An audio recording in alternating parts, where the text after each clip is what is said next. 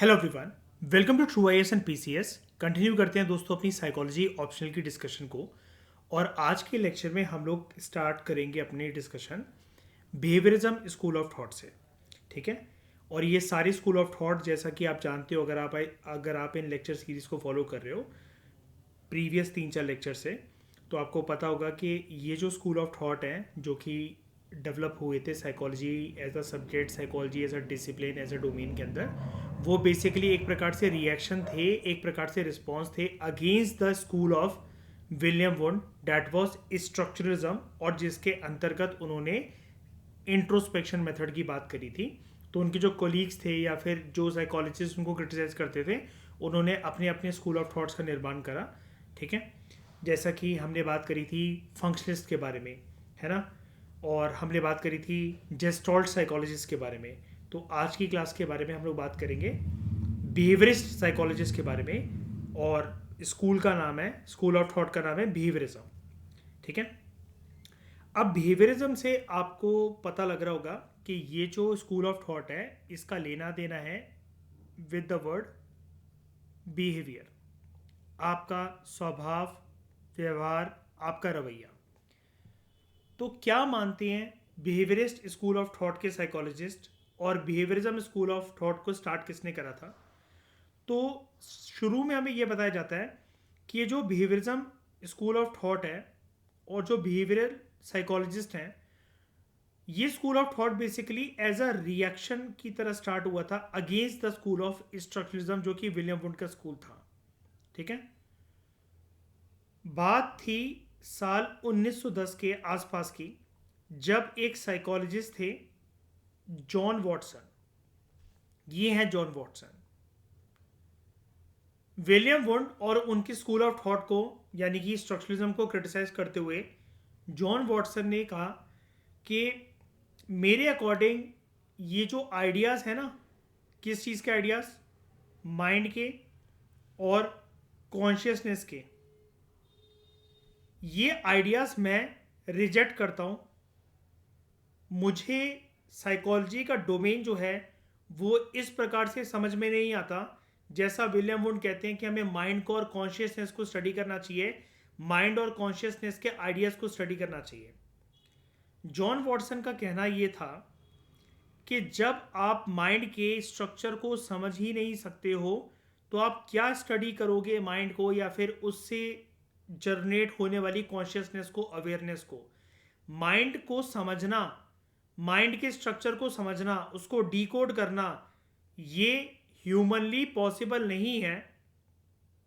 क्योंकि उनका ये मानना था, जैसे आप पहले इस लाइन को देख लो, जॉन वॉटसन का ये मानना था कि माइंड जो है ना किसी भी पर्सन का पूरी पृथ्वी पर, वो डायरेक्टली ऑब्जर्वेबल है ही नहीं।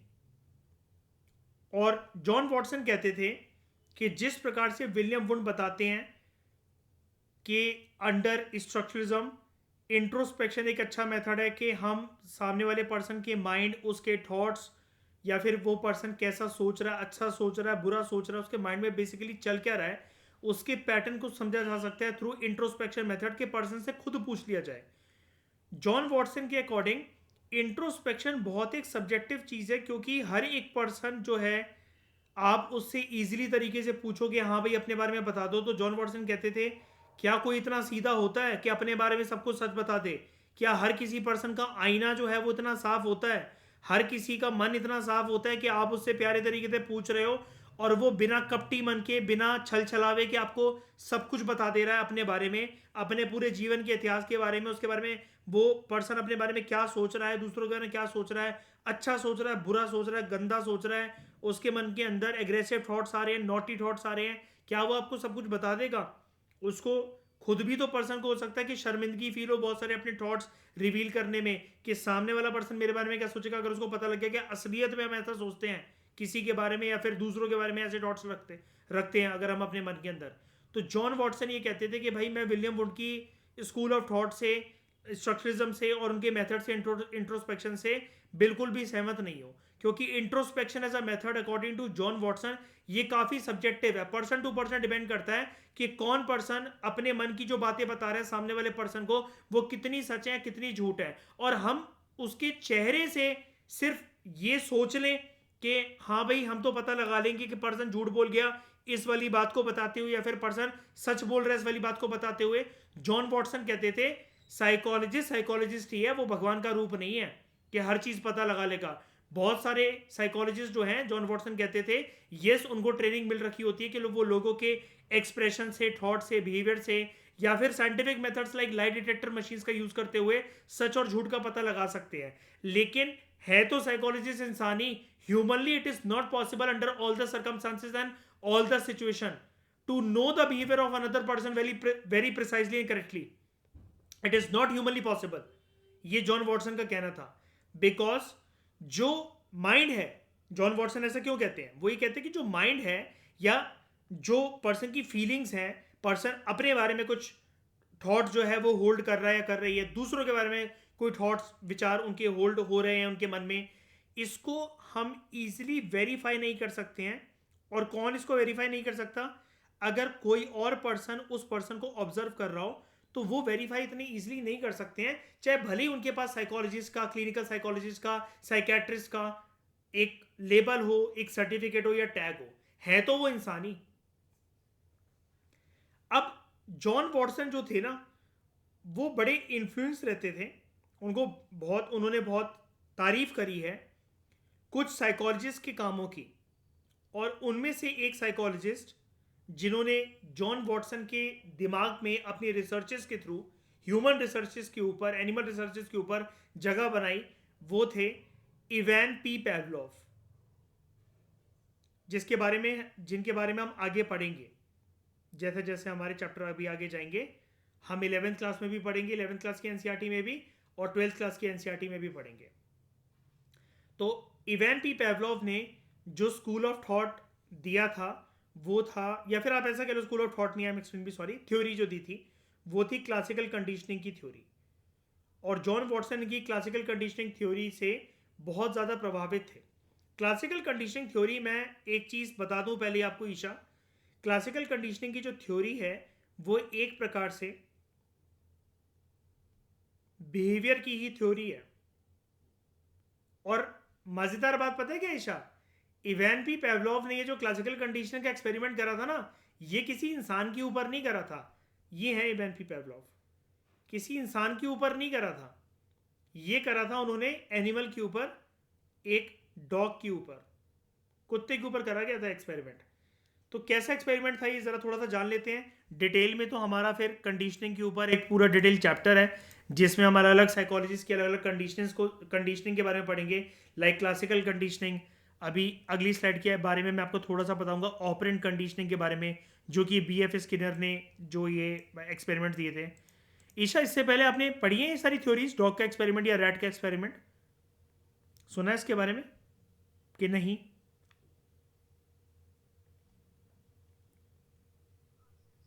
सुना है? चलो मैं आपको एक बारी फिर भी, अच्छा ग्रेजुएशन में, ठीक है, मैं आपको फिर भी बता देता हूँ। देखो क्या होता है, एक डॉग है, कोई सा भी डॉग है, मतलब ये इनके एक्सपेरिमेंट की बात नहीं है, रियल लाइफ की भी बात है। इन्होंने ये चीज़ प्रूव करके दिखाई थी कि ऐसा रियल लाइफ में होता है। और ये वाला एक्सपेरिमेंट चाहे इंसानों के ऊपर, किसी छोटे बच्चे के ऊपर, या फिर किसी भी एक जानवर के ऊपर जो कि छोटा है, ठीक है, आप उसके ऊपर अगर अप्लाई करते हो तो आप उसको कुछ चीज़ें सिखा सकते हो, छोटे बच्चे को और जो बेबी एनिमल है, ठीक है।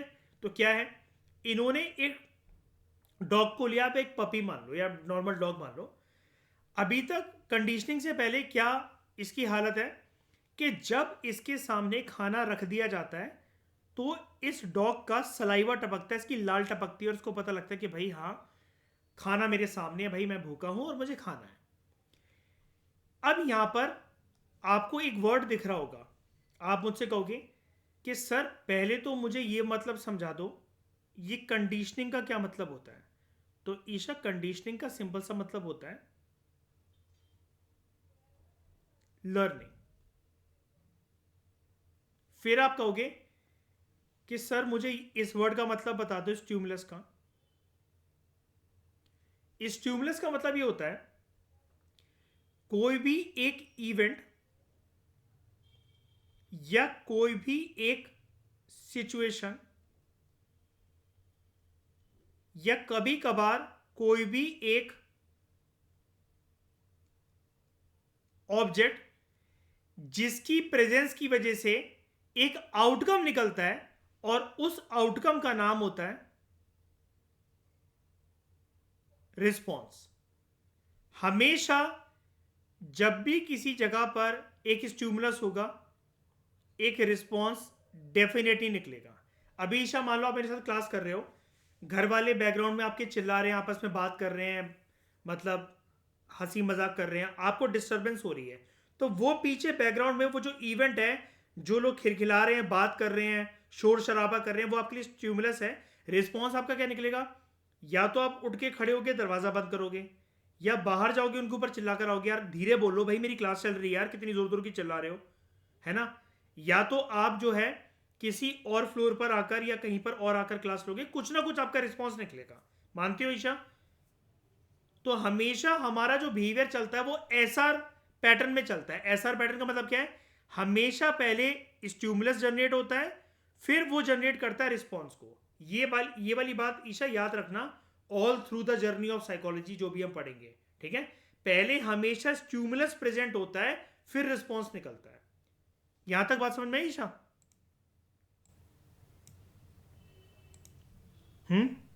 ठीक है। अब इन भाई साहब की थ्योरी को हम एक बारी अच्छे से समझ लेते हैं, ठीक है। क्लासिकल कंडीशनिंग की थ्योरी को मैंने इन वर्ड्स को तो आपको बता दिया। तो अनकंडीशनड स्टिमुलस का मतलब क्या है और अनकंडीशनड रिस्पॉन्स का मतलब क्या है, इसको शॉर्ट में हमेशा बोलते हैं अनकंडीशनड स्टिमुलस यानी कि यूएस, अनकंडीशनड रिस्पॉन्स यानी कि यू आर। यहां पर इनकी कोई पेयरिंग है ईशा? है ईशा, कोई पेयरिंग है इनकी? मतलब जब खाना इसके सामने रखा जा रहा है तो डॉग को पता है कि खाना मेरे सामने आएगा और मुझे इस टाइम पर खाना मिलेगा? नहीं ना। तो यानी कि इवेंट का और रिस्पॉन्स का, इन दोनों का किसी भी प्रकार से कोई भी कनेक्शन नहीं है। अभी यहां पर यूएस और यूआर का कोई भी कनेक्शन नहीं है। ये कनेक्शन वाली बात समझ में आई शायद? एक बार फिर से समझाऊं क्योंकि नई चीज है ये, तो इसलिए पूछ रहा हूं आगे ना। यानी कि जब उसके सामने खाना रखा गया, खाना हो गया एक इवेंट, एक ऑब्जेक्ट, एक सिचुएशन, उसका रिस्पॉन्स क्या निकलेगा? अभी डॉग इसके लिए ट्रेंड नहीं है, क्योंकि डॉग को पता ही नहीं है कि मुझे खाना कब मिलेगा। खाना तो कभी भी रख दिया जाता है उसके सामने। अब हम क्या करते हैं, एक न्यूट्रल स्टिमुलस लेकर आते हैं। न्यूट्रल स्टिमुलस मतलब यहां पर जो यूज करा गया था वो वैसे बेल यूज करी गई थी इमेज में, लेकिन आपको यहां पर विसल दिख रही है, एक सीटी दिख रही है। तो हमने एक बेल बजाई है, सीटी बजाई, ये एक स्टिमुलस है। और सीटी बजाने के साथ साथ अब हम धीरे धीरे करके सीटी बजते ही खाना रखेंगे कुत्ते के आगे और उसके रिस्पॉन्स को जानने की कोशिश करेंगे।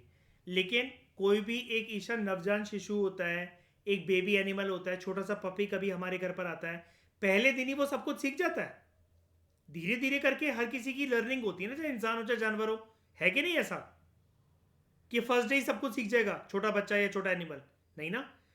तो जब पहले दिन इसके आगे सीटी बजाई गई या कुछ दिनों तक जब सीटी बजाई गई, खाना रखा गया, तो इसको समझ में ही नहीं आ रहा था कि ये सीटी क्यों बजाई जा रही है और तब खाना रखने का क्या मतलब है सीटी बजाने के साथ। तो इसको तो सिर्फ खाना ही दिखता था इस डॉगी को। इस सीटी के लिए अगेन इसका जो रिस्पॉन्स था वो जीरो था। खाने के लिए इसका रिस्पॉन्स शुरू से ये था कि हाँ भाई इसकी लाल टपकती थी, इसका सलाइवा जो है वो आता था, लेकिन इसको ये नहीं पता होता था कि भाई मुझे खाना कब मिलेगा, मेरा पेट कब भरा जाएगा। वो तो मालिक के मूड के ऊपर है। अब कुछ हफ्ते बीते, कुछ महीने बीते, अब इसकी लर्निंग शुरू हुई। देख रहे हो, ये बिफोर कंडीशनिंग का इवेंट था, अब ये ड्यूरिंग कंडीशनिंग है कि अब इसकी लर्निंग शुरू हो रही है, अभी सीख रहा है। अब इसको पता लग गया यार सीटी और मेरे खाने की प्लेट का कोई ना कोई एक कनेक्शन है। जब भी सीटी बजती है तो मालकिन मेरे सामने पेडिग्री का बॉल रख देती हैं या खाना रख देती हैं, दूध रोटी रख देती हैं। तो यहां पर जो है अब इसका अनकंडीशनड रिस्पॉन्स एक ये निकल रहा है। क्या निकल रहा है? अनकंडीशनड रिस्पॉन्स मतलब ये धीरे धीरे करके सीख रहा है कि हाँ भाई सीटी बज रही होगी रैंडमली ऐसे करके, लेकिन भाई मुझे तो खाने से मतलब है। अनकंडीशनड रिस्पॉन्स इसलिए क्योंकि अभी भी कंडीशनिंग के टाइम पे इसकी लर्निंग, यानी कि आप इसको ऐसा कह लो, ये इसका ट्रेनिंग का फेज चल रहा है। ये अभी भी इस बात को पूरी तरीके से पकड़ नहीं पाया है कुत्ता, ये डॉगी, ये पपी, कि विसल बजेगी या बेल बजेगी तो खाने की प्लेट जो रखी जा रही है, तो विसल या बेल का बजना इस चीज का इशारा है कि आओ टॉमी, आओ शेरू, आओ स्नूपी, खाना लग गया है, जो भी किसी के भी आपके पपी का नाम हो। और कंडीशनिंग के बाद क्या है, यानी कि लर्निंग जब हो चुकी है उसकी, अब जैसी सीटी बजेगी, जैसे ही सीटी बजेगी, इस कुत्ते की लाल टपकने लग जाएगी, क्योंकि इसको उम्मीद अब जाग गई है। सीटी बजना ये समझ गया कि मेरे लिए एक होप की निशानी है। कैसी होप? कि भाई अब किसी भी वक्त मेरे आगे खाने की थाली आ सकती है। तो ये हुआ इस केस में बेल, एक कंडीशनड स्टिमुलस, और उसका कंडीशनड रिस्पॉन्स क्या निकला?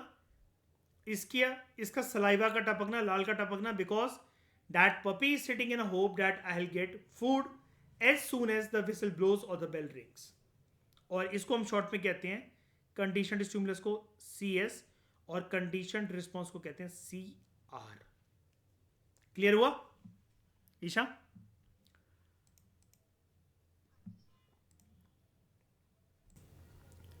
तो यानी कि यहां पर डॉगी ने विसल या बेल के साथ क्या बना लिया अपना, क्या बना लिया अपना? एसोसिएशन। एसोसिएट हो गया ना ये इस चीज से, बताओ ईशा, एक एसोसिएशन बन गया इसका। अभी तक ये खाने को देखते हुए सलाइवा टपकाता था अपना, अब खाने का जो बोल है, ये जो प्लेट है, वो सामने नहीं है। सीटी बजने से अब ये सलाइवा इसका टपक रहा है, क्योंकि इसको पता है बस कुछ मिनटों और कुछ सेकंड की बात और है, खाने की थाली, खाने का बोल मेरे सामने होगा। ठीक है? तो अकॉर्डिंग टू जॉन वॉटसन, जो कि फाउंडर है behaviourism as a school of thought के, उनका ये कहना था, साइकोलॉजी या साइंटिफिक साइकोलॉजी हमेशा वो साइकोलॉजी है जो विलियम वुंड बताते हैं, वो नहीं। जो वो स्ट्रेचिज्म की बातें करते हैं, इंट्रोस्पेक्शन की बातें करते हैं, वो साइंटिफिक नहीं है। कोई भी चीज साइंटिफिक कब होती है? जब आप उसको मेजर कर सको, ऑब्जर्व कर सको, वेरीफाई कर सको। तो वो ये बोलते हैं कि अगर हम साइकोलॉजी को साइंस की तरह देख रहे हैं, इसको साइंटिफिक साइकोलॉजी की तरह ट्रीट कर रहे हैं, तो इट इज वेरी इंपॉर्टेंट, हमें इस चीज के ऊपर अपना अहम फोकस रखना चाहिए कि कौन सी चीजें ऑब्जर्वेबल है और कौन सी चीजें वेरीफिएबल है। अगर आप ऑब्जर्व करके किसी चीज को वेरीफाई कर सकते हो, तो उसका पुख्ता सबूत आपके पास रहेगा, रेदर देन ये अनुमान लगाना कि हाँ भाई सामने वाले के माइंड में यही चल रहा होगा, उसका ये बोलना इस चीज को दर्शाता है, उसके ऐसे शब्दों का बोलना, ऐसे हंसी मजाक करना उसकी मेंटेलिटी को दर्शाता है। ये सब चीजें गलत हो सकती हैं, क्योंकि बहुत सारे लोग अपने चेहरे के आगे नकाब डालकर घूमते हैं, जो कि उन्होंने एक मास्क लगा रखा होता है। हो सकता है कि उनका दोगला नेचर हो, सामने कुछ और पीठ पीछे कुछ और। तो उस चीज को हम क्रिस्टल क्लियर तो नहीं जान सकते हैं। जान सकते हैं तो इस बात को कि हम क्या ऑब्जर्व कर रहे हैं, उसको वेरीफाई कर सकते हैं, सिर्फ उतना। ठीक है? तो जॉन वॉटसन के अकॉर्डिंग, ठीक है, जॉन वॉटसन की बात कर रहा हूं मैं अभी यहां पर, इनकी बिहेवियरिज्म स्कूल ऑफ थॉट के फाउंडर की। तो इन्होंने डिफाइन करा साइकोलॉजी को कि इनके अकॉर्डिंग मनोविज्ञान क्या है। इनके अकॉर्डिंग मनोविज्ञान एक ऐसी स्टडी है, किस चीज की स्टडी है? वो माइंड या माइंड के स्ट्रक्चर की स्टडी नहीं है। जॉन वॉटसन के अकॉर्डिंग साइकोलॉजी में हमें लोगों के बिहेवियर को और किसी भी सिचुएशन की वजह से उत्पन्न होने वाले रिस्पॉन्सेज को स्टडी करना चाहिए। और रिस्पॉन्सेज हमेशा किसके बाद निकलेंगे? अभी मैंने ईशा आपको बताया, किसी भी स्टिमुलाई के बाद। तो सबसे पहले ये जो पैटर्न होता है कभी भी किसी भी सिचुएशन के अंदर, वो स्टिमुलस रिस्पॉन्स का पैटर्न होता है, SR पैटर्न होता है, या फिर रिस्पॉन्स स्टिमुलस का पैटर्न होता है। ईशा बताओ, what is correct in this, SR के RS? SR। पहले हमेशा स्टिमुलस यानी कि सिचुएशन आपके सामने आएगी, और सिचुएशन के सामने आपका रिएक्शन, आपका व्यवहार, आपका स्वभाव, आपके शब्द, आपका मुंह फुलाना, आपका स्माइल करना, आपकी हंसी छूट जाना, आपको गुस्सा आना, आपके मूड स्विंग्स होना, वो उस सिचुएशन, उस इवेंट, उस ऑब्जेक्ट की वजह से होगा। तो हमेशा पहले स्टिमुलस आता है।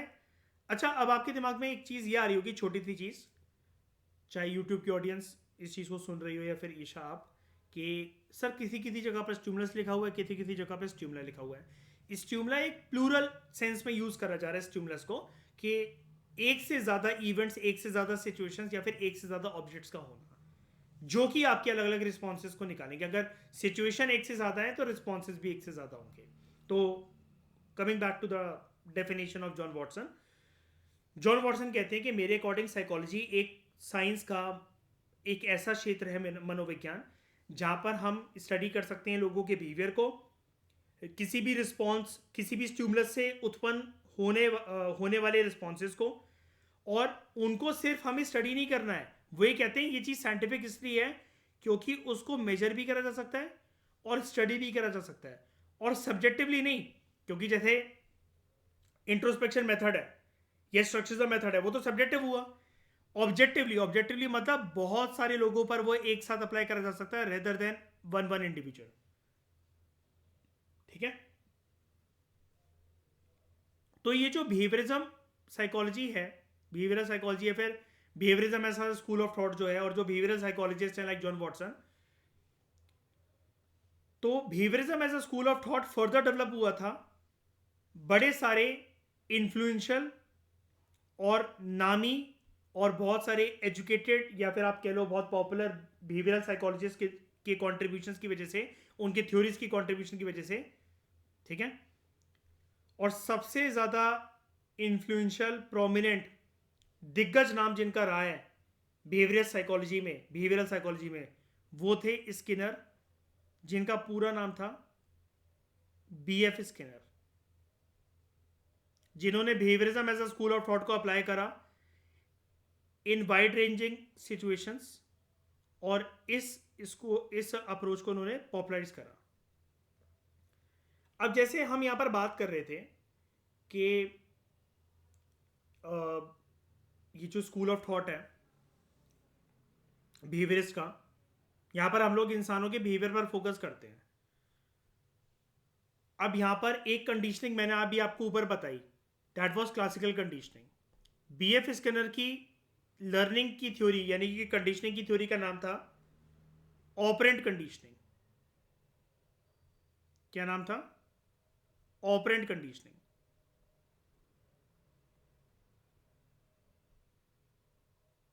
और जिस प्रकार से इवैन टी पेवलोव ने स्टडी अपनी करी थी डॉग्स के ऊपर,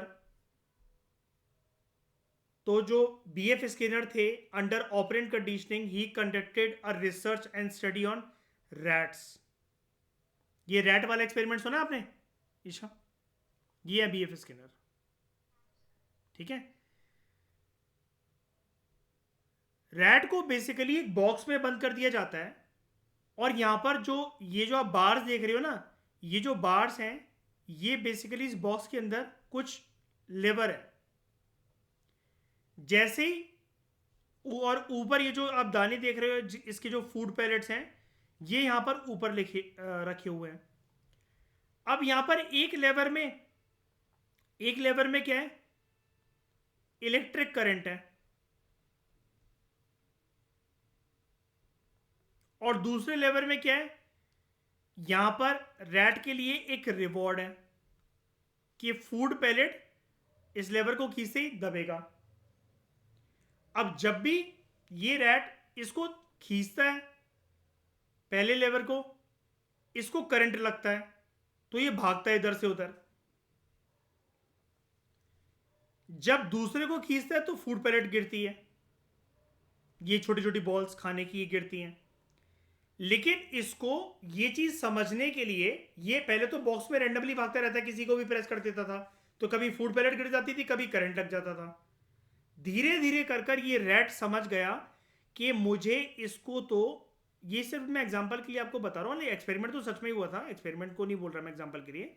लेकिन ऑब्वियस ही बात है, बॉक्स बड़ा होगा, वहां पर किसी और प्रकार का लेवर होगा। ये तो मैंने आर्टिफिशियल इंटेलिजेंस से जनरेट करी है फोटो, ये वाली तो आप समझ जाओ कि ये जो पहला लेवर है, अगर रैट इसको मतलब इसको अगर खींचेगा कैसे भी करके, तो यहां पर लगेगा इसको शॉक। कुछ हफ्तों और कुछ दिन के बाद ये समझ गया कि भाई इसको नहीं खींचना है, ऊपर वाले को टच करना है मैंने, तो ये ऊपर वाले को खींचेगा। ठीक है। तो इसके इसको यहाँ पर फूड पैलेट मिलेगी, ये जो गोलियां हैं जो खाने की, जिसको ये खाएगा। तो यहां पर इसका क्या हुआ, यहां पर इसकी लर्निंग हुई, यहां पर इसकी लर्निंग हुई।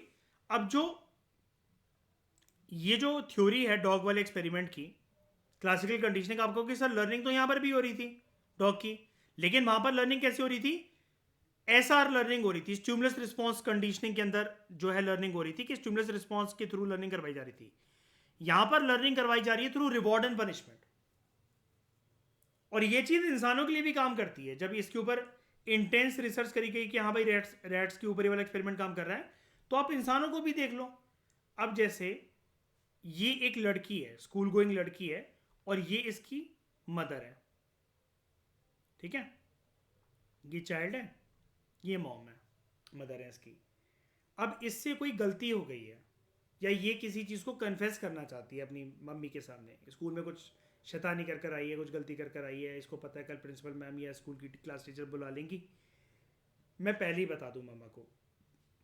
अब यहाँ पर ये इसको, आप मुझे बताओ ईशा, अगर हमसे कोई गलती हो कभी, या फिर हम कभी कुछ शैतानी कर रहे हैं बाहर जाकर, तो हम क्या एक्सपेक्ट करेंगे अपने माँ बाप से, कि हमारे माँ बाप जो हैं वो हमें प्यारे तरीके से बिठाकर समझाएं, या फिर थप्पड़ मारे हमारे ऊपर गुस्सा करे। तो ज्यादा अच्छी बात हमें किसकी समझ में आती है बताओ, हम गलती कब नहीं करेंगे दोबारा बताओ।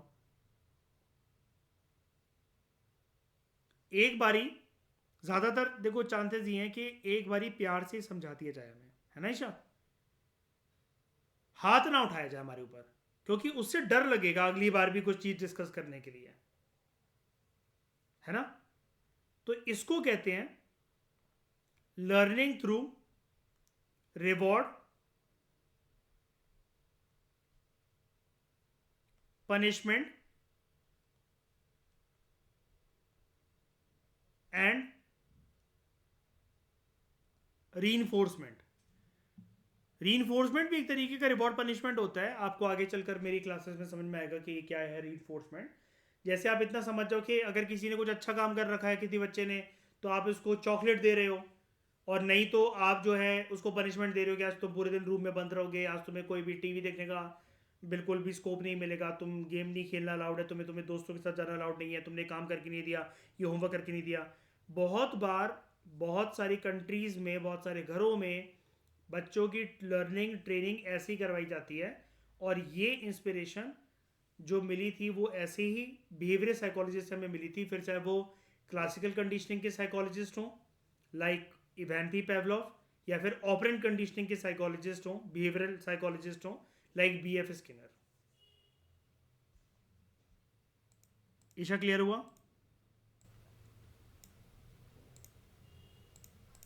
कोई दिक्कत यहां तक?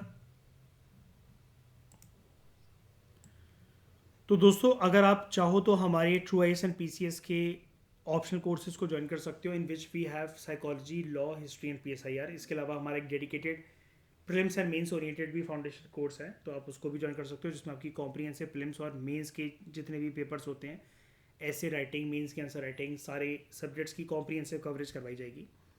और इन डिस्कशंस की PDFs को अगर आप अवेल करना चाहते हैं तो इस QR कोड पर आप अपनी UPI ऐप से स्कैन कीजिए। For one particular chapter you need to pay 21 rupees, और उसके बाद हमारी टीम आपको PPT सेंड कर देगी। जैसे ही आप स्क्रीनशॉट सेंड करोगे हमें, या तो टेलीग्राम के थ्रू या व्हाट्सएप के थ्रू इस नंबर पर।